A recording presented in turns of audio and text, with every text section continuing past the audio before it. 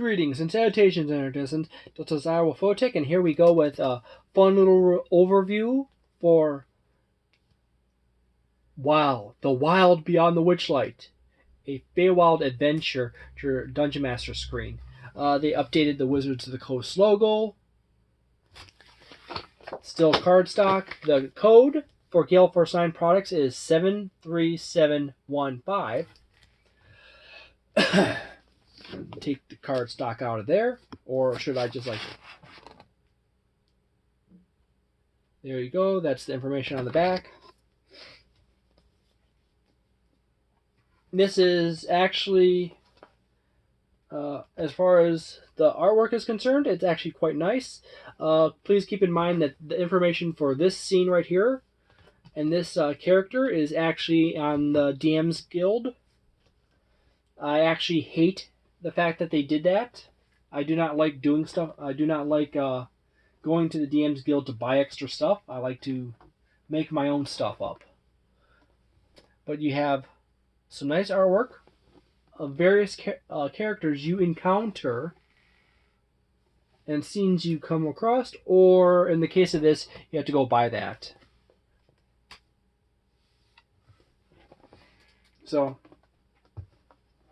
as we start from the left, we happen to have carnival scenes, random table, carnival games with an ability check, like key over here.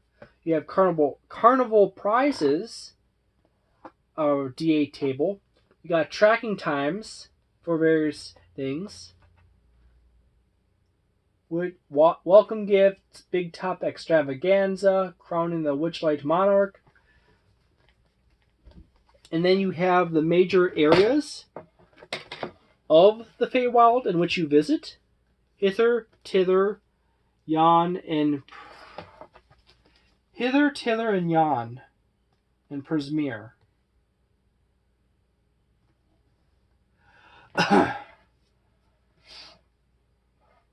So, got random encounter table, features of Hither, map of it, the major antagonist of that region. You got the map of Tither, the random encounter table for Tither, as well as the antagonist for that one, as well as basic information for it. Yon map, basic map. These maps are super basic. There's hardly really any basic information on them. And you got a little scale in miles down here. The map is relatively small enough and low enough detail that it's tipping into that irrelevant territory. Random encounter tables for Yon, features of Yon, and the antagonist of Yon. And then you have Prismere, which you have 8 and 3 table here. Rules of conduct, foraging in Prismere, and transforming the domain table. As I was basically saying, this is, as far as the Witchlight Carnival is concerned, handy. The tables and the basic information is useful. However, the maps are so small it's almost irrelevant.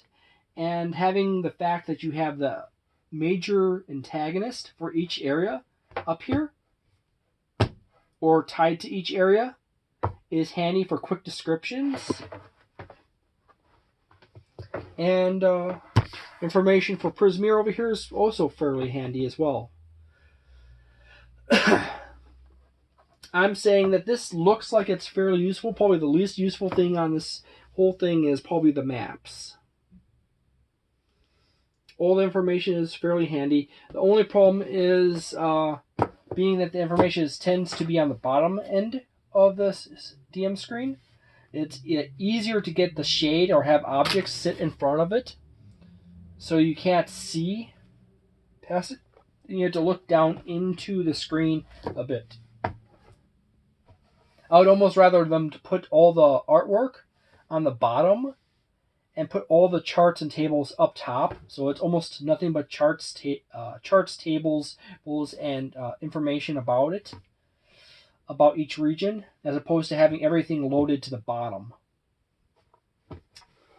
This is probably be fairly useful for a Beyond the Witchlight encounter. Beyond the Witchlight adventure. Yeah.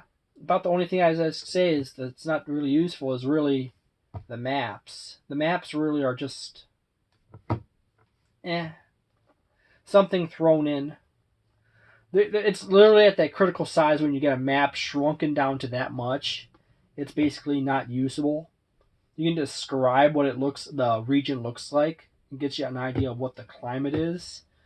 But, no. So I'm thinking that this is probably in that 3.5 star range. There's useful information in there, and it's all fairly interesting, and gives you some good ideas where to work off of. However, the maps and the artwork is not the most. The in-screen artwork is not the most useful. In fact, I almost do not care for having too much artwork on the inside of the screen. It's mostly a workhorse inside. The nice artwork on the outside is perfectly fine. You know, maybe if they chose to, they put maps on the outside of the world without any markers on it, except for the main towns. But yeah, that is handy dandy. As I said, the preliminary overview score is 3.5. I'm not super strong on that one, but that's the closest I can feel out to it. This is the newest one out for Wizards of the Coast / Gale Force 9. Gale Force 9 seems to have like limited permission on to which screens they can produce for which campaigns. I do not know why they skip some campaign settings and get others. That's just probably what they get with Wizards of the Coast. But anyways, thank you very much for watching. If you enjoyed this video, please leave a like and consider subscribing, and comment below as to what you like about my videos. If you dislike this video, please still consider subscribing and leaving a comment below telling me what you dislike, as well as hitting the dislike button. Thank you very much for your time. Have a delightful day, a nice night, a wonderful week, and a magnificent month, and see you in the future.